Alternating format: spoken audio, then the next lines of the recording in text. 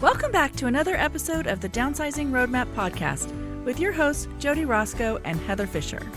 We're talking about all things downsizing, from our own experiences with clients to guest experts. Let's make downsizing easier, one conversation at a time. Hi, welcome to Downsizing Roadmap podcast.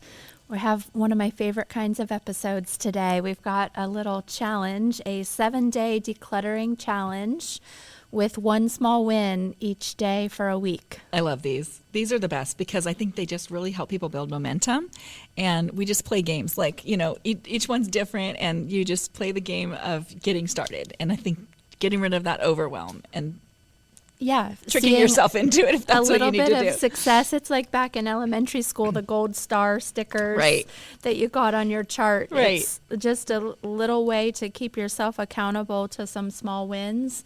And then once you realize, oh, that wasn't so bad, you can keep going and little by little take those small bites that add up to a huge amount of progress. Yeah, I think it changes your mindset by doing, being consistent or learning to start to be consistent, changes your mindset around it, gives you that momentum, makes it feel like, oh, I can do it. I can do it. And just picking a habit and sticking with it. Today we've got kind of a grab bag of different things each day, which I think is perfect because you could go through this week and see which one, really changed your mindset or which one really has a lot more in that category that you need to tackle or which one felt easier than you thought it would be. And so after this, 1 week challenge, this 7-day challenge, then you can take that one piece you're focused on and build a new challenge, repeating that one over and over. Maybe pick the easiest one and stick in that category for a little while and really get some momentum going or something like that. So if you're feeling stuck or scattered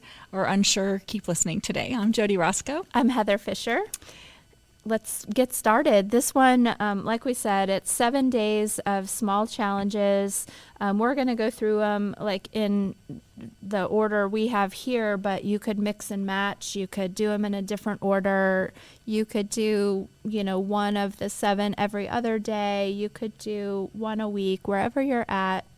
Make it yours and just get started. Yeah, I think that the number one thing we hear from people is, I just feel so overwhelmed. I'm totally overwhelmed. I don't know where to start. This feels too hard. So these are just, games that we're going to play to kind of get you started and make it a little bit fun.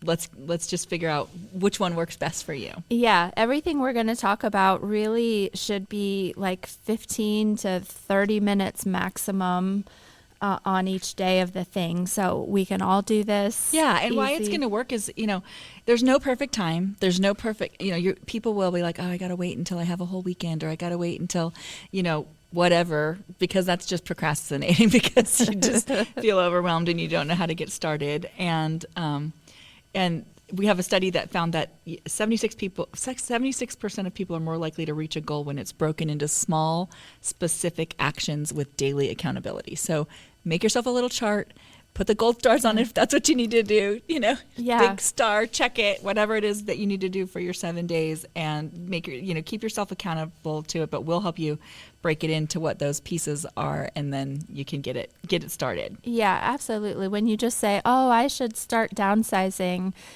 that's too vague, too big. Too big. What does that even mean? So any chance you have that you can define, I need to clean out this drawer this day, then you're just done, and then you move on and you make progress because you know what you needed to do and you did it, and you move to the next step and the next and the next until suddenly, your house is lighter, you've decluttered, you're ready for that next fun opportunity as to, what you're going to do with your time or your resources or where you're going to live.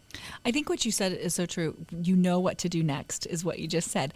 And so breaking it into small little things gives you that framework to know when you're done for the day and feel accomplished for it. Because if you don't do that and it's just this giant thing, you can do something and just feel like, that didn't even make a dent. Like that wasn't even, anything.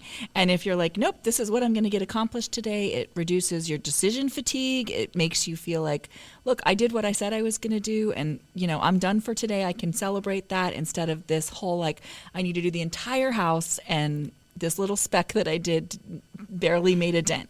Honestly, it's totally different. Yeah, and honestly what happens is when we're looking at that big mountain that's undefined, we do nothing. We just keep thinking about, I don't know what to do. Kick that can down the road. We do, and years can go by. Yes. And then, your time frame for actually wanting to make a downsizing move might be upon you more so than it was, but you've not moved down the road at all, and that's when it truly is overwhelming and harder. Yeah, for sure. So with ground rules. So each of the challenges. So it should take 15 to 30 minutes max. So we're not saying it's an all-day thing for 7 days. This is a quick 15 to 30 minutes. You don't need to finish a whole room. It might just be a corner.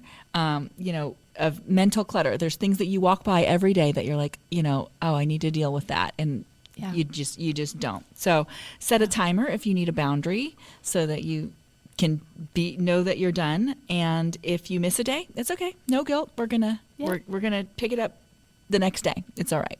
Yeah, absolutely. Those boundaries really help, having that timer or just the one surface, however that's defined. Yeah.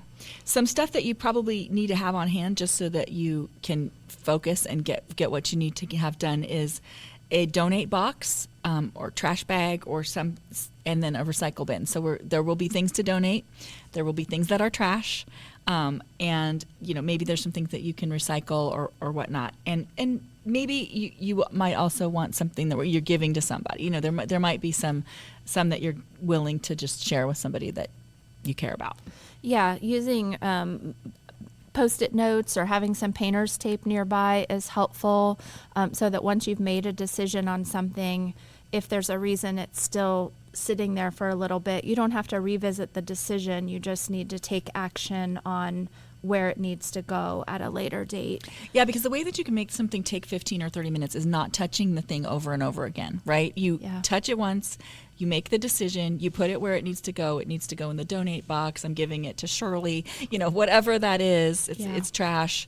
It needs to go in another room. Don't go in the other room. Just put it where you need to have it go in the other room, because you'll get lost in that if you do that. So you're going to make some areas to do it. And then, you might need a phone or a notebook to jot things down, take some notes, like, or some follow-up tasks, or maybe you take some pictures of things before they go, or, something like that. Write some notes or do something with your phone. Yeah, that list will help you after the week is over to know, what's next, project-wise, or what was on your mind for what needs handled to take it full circle and be done. Yep. Okay. So, day 1. The first win. So, very simple. Choose one area that bugs you the most and start where that victory, where that win is going to feel the biggest. Yeah, a drawer. Pick a drawer. A drawer, something. Your junk drawer, the nightstand drawer, your bathroom drawer. Yeah. Which one is you're like, oh my gosh, I don't even know what's in this, or this, I can't even open it fully. Like, this drives me crazy. I think all 3 of those could be defined as junk drawers. That's right. That's true. That's true. I think there's no difference. I don't know what it is about nightstands collecting the most random assortment of things, and bathroom drawers collecting just too much. Yeah. Well, you get something new and you don't let go of whatever you aren't using or didn't like or whatever's happening there. And so it just starts accumulating. That's what happens. That's how clutter accumulates in the first place. So, and drawers are a place we hide things. So that's, if you're a shover, you're shoving it in drawers. Yeah. Or cupboards or whatever. But definitely a drawer. So pick a drawer, and the one that irritates you the most, and take everything out of it. This is your victory is going to feel so good because it's the one that bugs you. So then when you open it the next time, you're going to be like, you know, right? Motivate you to do more and more because you are visiting your win. Yes. And so take everything out, right? We talk about that every time. It looks different when it's outside of the drawer. You can't just sift through it in the drawer and try to remove the things that you don't need or that you want to go in a different place. Everything comes out, lay it out on the counter or floor, whatever, wherever it works, and then start tossing and grouping things and rehoming them. Like, is this where this should live? You know, do you have batteries in that drawer, but also batteries in a different drawer? You know, start collecting like things together.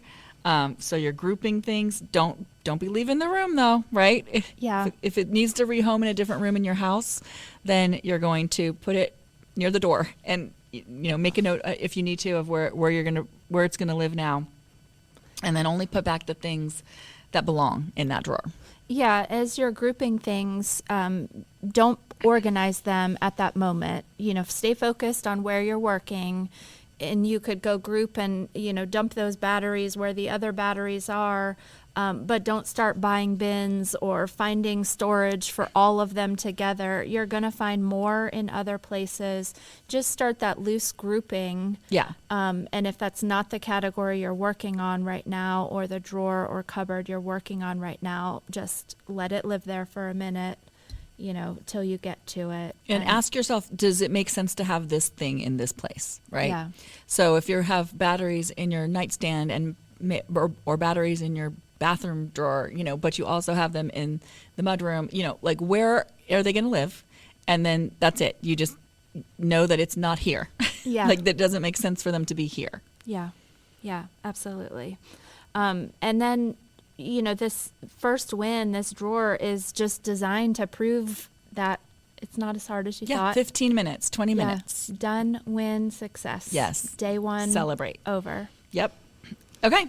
So we got our first drawer. We have a win. We're starting to get a momentum. Yeah. Okay. Day 2. Visual victory zone. Clear one high traffic area. That could be where you drop your papers. It could be the mudroom. It could be the kitchen counter. Dining room tables. The dining room table. Become drop zones for people. Even if you have a designated drop zone, it can be very messy. It can just have too many things. Everything gets dropped and nothing gets picked back up. Right. Yeah. We moved back probably 5 months ago, and I realized as I was cleaning through my office over the weekend, I had at our last house that last week we were moving, I scooped up that pile from, you know, the drop zone of mail and papers and whatever random stuff into a, you know, plastic grocery bag. And that bag is still sitting in my office. I never even unpacked it to the new drop zone. So that's on my list. So we're all there. I mean, this is what we do all the time. And it still is easy to fall into that trap of piles that you don't address. So it's probably the place where when you have stuff that you don't know what to do with and a guest is coming over and you sweep it to that place, that's probably the place that you need to start, right? If it was all on your kitchen counter and then it goes to another place, like mine goes to my desk, my home desk, that's the place that I need to start. Yeah, absolutely. And I think that those places that are in the traffic zone as you come in for the day often become the place where, you know, when your kids were at home, they dropped their backpacks and the mail gets dropped and I need to RSVP to this, so I'll put it here to remind myself. Those are the zones, but they're often multi-use, and so you stack it all when it's time to eat dinner or when it's time to do something. It's often somehow in the vicinity of the kitchen and dining areas because that's a flat surface that's convenient. But if you're just scooping it up and stacking it, it really could be handled in a couple minutes. Yeah. If you make that a habit every day. Yeah. And we're not trying to come up with a whole system on this one. We're just literally trying to declutter for visual peace. You want it to look peaceful and clean and, you know, if it's a bunch of junk mail, throw it away. Like if it, you know, if it got into the house when it shouldn't have, or what that looks like, if it's something that needs to be, you know, handled, You need a little spot where all the mail that needs to be handled goes that's not on the kitchen counter. Yeah, right? absolutely. Absolutely. Okay, so you've got day 2, the visual victory zone, check, done. Yes. You'll feel calmer every time you walk by. Yeah. Day 3. The emotional backpack. This is dipping our toe into something emotional that maybe you've been delaying a decision on. It's not big. It's not a whole category. It's not every photo. It's not every box, in the basement of family heirlooms. But if there's something you've just been kind of waffling on and not quite sure, or you've decided that you want to give it away or need to, but you haven't taken action and it's still sitting there, that's the one to address today. Yeah, on day one 3. sentimental item. It could be a card, it could be a keepsake, it could be something that's handed down from your family, somebody's from a loved one. It could be something that you took from, somebody who was a loved one. And the options are, you're going to keep it with intention, which means that it's going to be in a prominent place where you look at it all the time, or you use it. Yeah. And you're going to care about it and love it and enjoy it. You repurpose it, so it goes somewhere else. You photograph it maybe and let it go. So those are some of the options of what you can do. Yeah. Maybe it's donate it. Maybe it's give it to somebody who wants it, but they have to want it. We're not just giving, right? Guilt's not a gift, right? So we're just trying to figure out why we're keeping it. Do we love it, or are we keeping it because we feel guilty, or we think we should keep it? Yeah. If we love it, keep it. If we don't love it, where's it going? Yeah. Because it can't stay here. Yeah. And that sounds simple, but it really is as simple as that. It's just making that decision. The decision, the stress you have around making that decision is not going to change. So just be like, today's the day. I'm making a final decision, and then it will be okay. Because clutter really is many, many delayed decisions, right? You just didn't decide what to do with that thing, and it started to pile up, either in cabinets or in drawers or actually out on surfaces. Like, it has just started to pile up because as things come into the house, you did not make decisions on what to do with it. So it's all delayed decisions. So this day, the emotional backpack day, the purpose of that is to start building that mental muscle of just making a decision instead of delaying the decision. And that's it. We're starting to teach ourselves, hey, I can just decide on this. Like, I can decide what I'm doing here and move on. And this day can take 5 minutes or longer if you feel like you really are struggling with it. But it really doesn't have to be a long day. Yeah. Journaling about something is a way to make that decision become clearer. Why do you love it, or why are you, hesitating on giving it away? What does it mean to you? What's the story around it? And if you're struggling to write the story or to answer those questions, then that is essentially making the decision for you. Yeah, if you don't even know what the story is around it, it is not meaningful to you, probably. Yeah. So pen and paper can help you. Yep. Okay, emotional backpack, check. We can learn to deal with sentimental items. Yeah, 3 days. We're almost halfway. Yeah, almost halfway. Okay, hump day is so day 4, the digital pile.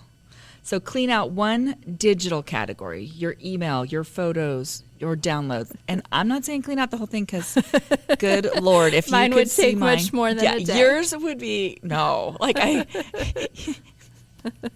Mine's scary.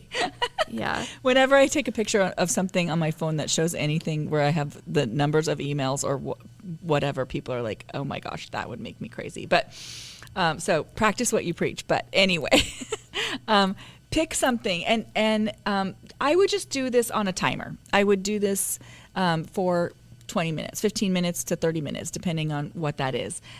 Focus on one folder of your, or one account, or, a certain number of pictures or whatever. Because think about pictures. I mean, you have the same picture, like 6 or 7 of them. Pick the good one. Get rid of the other ones. Either set a timer or set, I'm going to let go of 100 pictures because you're not even actually letting go of that memory because you're just getting rid of all the extra pictures that you took that weren't the good ones, right? Yeah, and I think email is the same way. You can, to keep this as a small, manageable task for just this one day, you could decide I'm going to unsubscribe to 20 emails today, and that would be accomplishing the task. Like you're just getting started. You could just mass delete if your, my personal email is just junk. And so, getting that, I've gotten that, we talked about this category on an episode a few months ago, and I've worked so hard to keep my email boxes empty and delete things and unsubscribe. But now I'm like ready for that next category. Photos will take much longer than a day, and I feel like I have too many apps in my digital world. Like I download apps and then decide they weren't it, but I don't delete them, or I have apps that I'm not using on a daily basis that are giving me notifications, and it's like little pings of digital clutter all day long. So I think that'll be what I tackle next is apps and notifications. But not paprika, because you got to keep that one. That's my favorite app. Guys, that's the one. Side note, we'll tell you about paprika someday. Yes. Ask us if you want to know. Yes. Okay. So digital clutter, I mean, you don't see it. It's not physical, but there is a mental load to it. And so if you can start cleaning out, whether that's your voicemails, whether that's your email, pictures, whatever that is that feels, maybe it's your text strings you have a lot of, things, whatever it is, start working on that. And I would just set a timer on that one, because that one's not going to be done in a day. That one's just, we're starting to create a habit around 10 minutes handling a day that or stuff. whatever that looks like. Yep. Okay, digital pile. Yeah. All right, day 5, the forgotten zone. Pick a neglected space like under your bathroom sink or inside your car, or like your glove box, or like something that you center just console. Right. Of randomness. Right. Things, areas that you don't open up very often. But stuff will have been shoved there for, whatever reason. So pick an area like that, and they just quietly grow clutter, because things will get shoved there every once in a while and kind of randomly. And so you will end up with a bunch of weird stuff like in these places. I think in a lot of people's homes, if you're now an empty nester, but you're still in like your family home, this could be like the hallway bath that maybe your kids used and went through the house, and it's not like you've cleaned that out down to empty when your kids move out, or your powder room bath that things just get shoved under there, but it's not your daily use that you're coming across and realizing whether it's organized or chaotic. It's when was the last time you opened those cupboard doors in some of those spaces? And I think what you'll find in these is they're quick and easy, because there's stuff that's expired, stuff that you forgot you had, there's just going to be trash, stuff that's been abandoned, products that you have, that you just don't use or don't need because you don't look in there very often. And if you aren't looking in there, that means you aren't using it, and you don't need it. It's not even your products, likely it's someone else's. That isn't there anymore. And this could be like the linen closet with all the towels and sheets, not your daily use, places like that you're not going into, closets in those extra bedrooms where stuff gets shoved. Yep. So the neglected zone, forgotten zone. Okay, day 6, the clothing quickie. Yeah. Just choose 5 things and let them go. That's it. Yeah, 5 minutes. Yeah. Yeah. Don't overthink it. Look for stuff that's worn out. Might be your favorite, but it has holes in it. Might be time for it to go. Or stuff that you don't wear. If you look at it and think, I don't even know the last time I put that on. It can go. No longer your style. It's not in style. Doesn't fit you. Doesn't make you feel good. Like there are things that you put on and then you're like, and then you take it back off, and we put them back on the hanger and put them back. Why? Yeah. We are not going to wear those again. Yeah, the way this is laid out, this is such a good one for that momentum we were talking about, because normally our tip around your closet is take everything out and make every decision. But this is not that. Today, it's just a quick, guarantee there are 5 things in every closet you could ever go to that you could just make a quick decision. So the harder ones, the ones you're not quite sure of, that's for another day. Yeah. This is just give yourself those empty hangers back, 5 items, quick. It's the same as that quick 100 that we've talked about that I used to do with my kids over the house. It's not the things that you have to fight yourself over or fight someone else over. Should we keep this? Should we not? It's just that quick surface grab of, okay, I had some wins. I got rid of some things really quick. So I'll give you a couple other tips for your closet if you're going to keep that momentum going on that. So with your other 15 minutes, because that only took 5 today, take everything in your all of your hangers in your closet and turn them backwards. And so when you wear something and it goes through the laundry, take the hanger. Okay. I don't know if you do this.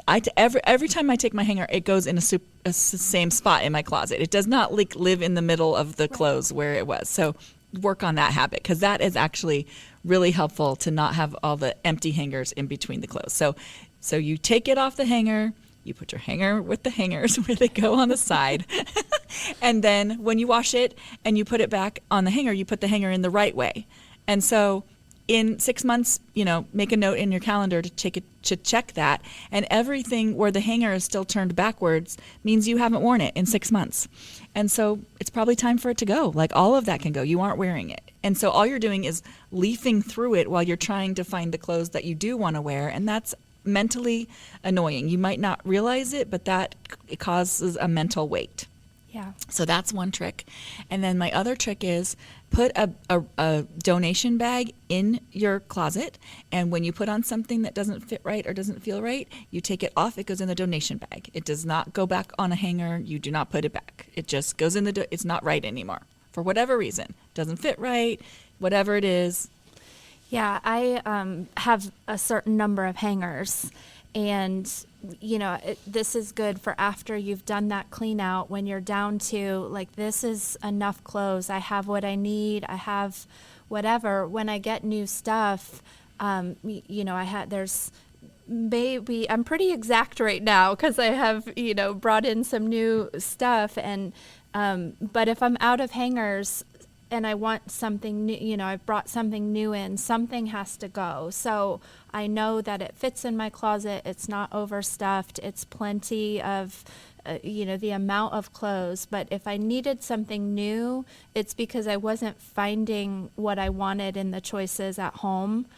So it's time for something to go. Yeah. So that one in, one out works really well with that limited number of hangers. And I just know I keep my hangers with nothing on them all in one spot too. Yeah. So I'm like, okay, I have 3 hangers available. And Right. I can buy. Now when all the laundry's done, I'm really at that edge. I'm not sure I have any extra, but something will go next time something comes in. And it'll be easier to get dressed because everything in there will be something that you love and feels good to wear. So the mornings will be easier. And again, that's something that you don't realize is irritating you until you do it. And then you're like, yeah, that was annoying. Yeah. Yeah. Yeah. Okay, we're 6 days in. We have one more day. Yeah, the someday stack. So this is that pile of I'll deal with it later items. This is that, grocery bag of papers from my old house that I need to deal with now. Need to go through. Someday is now. Yeah. But it could be papers to file. It could be mystery cords, unread mail, a random box in the garage. I think I have all of these categories. Yeah, I do too. We probably all do. But today on day 7, it's just finally picking one. I think that they last for so long because there's not an urgency to address it, Yeah. random cords, they just exist. Yeah. And you don't realize that You don't even know what they go to anymore. Yeah, but you don't realize that level of overload that all of this stacks on top of each other. I think papers falls into this category so much. I think we don't want to deal with whatever it is that's happening with the paper. And so it just gets piled. And so I think those piles are often something that you need to deal with. I think everybody has boxes in the garage or the basement or the attic or the storage area that haven't been opened for a long time. Like pick one of those and go through it and get rid of that box. Yeah, especially when it's an assortment of random things. Get it grouped with other like things and get rid of what you don't need and just move through those decisions. Yeah. And so you're going to sort that into keep, toss, to do, or unsure. You might have a maybe box. And so, I think everybody should always have a maybe box going. If you're going to be working through the house, the maybe box is, you can't quite make the decision about it. And so it goes in the maybe box, and you close up that maybe box, and 6 months, put a date on it. If you don't need it, whatever's in that box, then you just donate it straight without opening it, because you've already looked at it. So you have pretty much made the decision. Yeah. You just weren't 100% sure on your decision. And so you can, with, knowing that there's not $100 of cash in there somewhere and you're donating it, you know what's in there because you've already looked at it. You don't need to look at it again. Yeah, absolutely.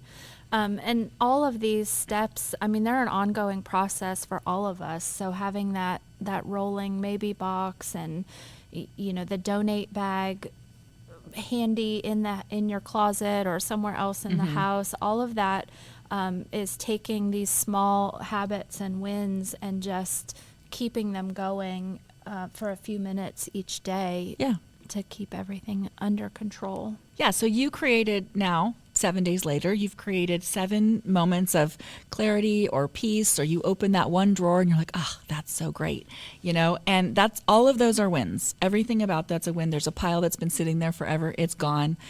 Maybe your kitchen counter looks great now, so all of those little pieces will start to stack and start to just make you feel like I can do all of this. Like this can happen. So and you won't have everything done, and that's okay. You're just starting to create habits and know that it feels really good when you get it done. Yeah. On the flip side of not having everything done, you also don't have nothing done. Right. Yeah. And which is where we go because we get overwhelmed and then we just don't do any of it. Right, exactly. Yeah, so small steps in the right direction are still progress, right? Yeah. Yeah, if you need some extra layers of getting started, this is a great way to, have a friend be doing it at their house and just accountability. Accountability each day. Hey, did you do this? Here's what I did. We find success in that in so many things in life when we're just checking in with someone else. Yeah. So whether that's a spouse or a partner at home that's on board, or just a friend to text or call and say, what was your little mini challenge each day? That's a great layer to add on.